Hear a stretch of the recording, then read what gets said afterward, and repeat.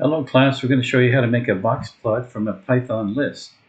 In this case, I'm going to make my list using list comprehension, which is a fabulous tool in Python that you can use to quickly make a list. And in this case, I'm going to import the random module, and I'm going to make a list of 200 integers between 40 and 100. And this will do it, and I'm going to assign that to a list called nums. Now, in order to plot my box plot, I have to import the matplotlib module, and specifically, I have to use the pyplot function, which will be known as plt. I want to put a title on my box plot. I want to make a box plot, so I have to use the boxplot function, and I want to use the list as the data to be plotted.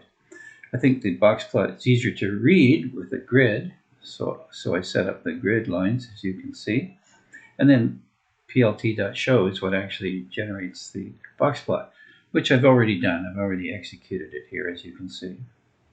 Well, the box plot gives you a very quick visual summary of your data.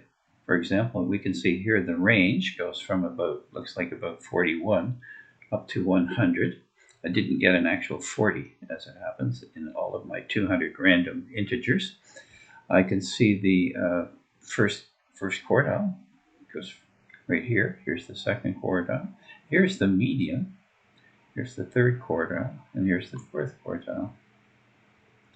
So you get a lot of information from a box plot. And here's the actual list. I printed the list out here. That's the 200 numbers right there. Okay, hope that helps.